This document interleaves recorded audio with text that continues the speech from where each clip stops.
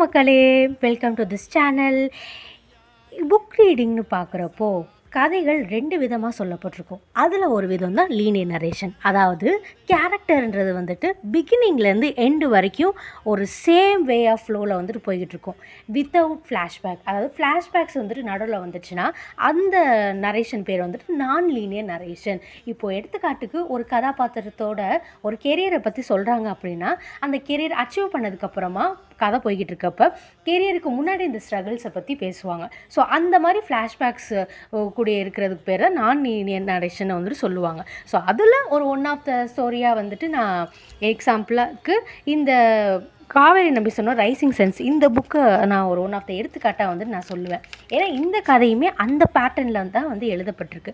So அந்த தேவராயான்றவனோட character நடுவில் ஃப்ளாஷ்பேக்ஸோடு வரும். அது மட்டும் இல்லாமல் இந்த மொத்த கதையுமே ப்ரீ இண்டிபெண்டன்ஸ், அதுக்கப்புறமா வர போஸ்ட் இண்டிபெண்டன்ஸ். அதாவது போஸ்ட் இண்டிபெண்டன்ஸில் இப்போ வாழ்ந்துக்கிட்டு இருக்கோம் நம்ம.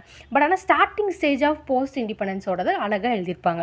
அது மட்டும் இல்லாமல் இந்த பிளாட் வந்து கேசர்கட்டுன்ற ஒரு வில்லேஜில் தான் நடக்கிற மாதிரி இருக்கும். அந்த வில்லேஜில் இருக்க லைஃப் ஸ்டைல்ஸ், அவங்க பீப்புள் வந்துட்டு எப்படி கம்யூனிட்டி ஒரு கம்யூனிட்டியும் ஒரு இடத்துல வந்துட்டு எப்படி வந்து ட்ரீட் பண்ணிப்பாங்க, எப்படி வந்துட்டு வாழ்கிறாங்க, அந்த க்ரூரல் ரியாலிட்டி இந்த காலத்தோட அந்த காலத்தில் ரொம்ப மோசமாக இருக்கும். ஸோ அதையும் வந்து கதையில் வந்துட்டு எழுதியிருப்பாங்க நம்ம காவேரி நம்பிசன் அவர்கள்.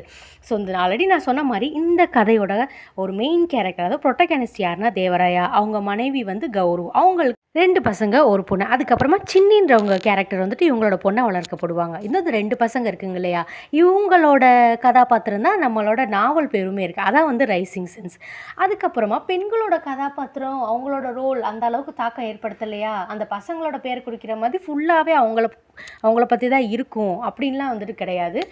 உமன் கேரக்டர்ஸும் வந்துட்டு one of the major impact இந்த பிளாட்டில் வந்துட்டு பண்ணியிருப்பாங்கன்னே சொல்லுவேன். ஏன்னா என்ன தான் இந்த ஹோல் கதையுமே ஒரு கிராமத்தில் ஈவன் அந்த போஸ்ட் இண்டிபெண்டன்ஸ், அந்த ப்ரீ இண்டிபெண்டன்ஸ், அந்த ஸ்டார்டிங் ஸ்டேஜில் வந்துட்டு நடந்தாலுமே அவங்களுக்கான தனித்துவம் தனியாக தெரியுதுன்னு நான் சொல்லுவேன் இந்த நாவலை வாசிக்கிறப்ப.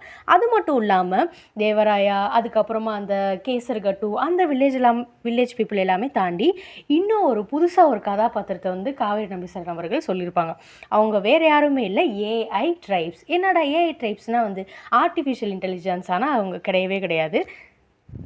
பட் இந்த கதையில் அவங்களோட ட்ரெடிஷன் பற்றிலாம் சொல்லியிருப்பாங்க. அதாவது என்னென்னா முக்கியமான நாட்களில் ஒருத்தருக்கு ஒருத்தர் பேசுகிறது வைகிறது, அதாவது எல்லிங் ஃபெஸ்டிவலாம் ஸ்கோல்டிங் ஃபெஸ்டிவலாம், ஒருத்தருக்கு ஒருத்தர் திட்டுறது. அது மட்டும் இல்லாமல் அது கொஞ்சம் கலர்ஃபுல்லாகவும் வந்துட்டு இருக்கும் அவங்க பண்ணுற ரிச்சுவல்ஸ் எல்லாமே. அது மட்டும் இல்லாமல் இந்தியாவில் இந்த மாதிரியான ட்ரைப்ஸ் யார் யாரெல்லாம் இருப்பாங்க அப்படின்னு சொல்லிட்டு நான் நெட்டில் சர்ச் பண்ணி பார்த்தேன். அப்போ ஒரு சில பேரை வந்துட்டு நான் கண்டுபிடிச்சேன் காய்ஸ். ஸோ அவங்க யாருன்னு சொல்லிட்டு நீங்களும் கண்டுபிடிச்சி நம்ம சேனலில் கமெண்ட்டில் சொல்லுங்கள். தேங்க்யூ ஃபார் வாட்சிங் திஸ் வீடியோ.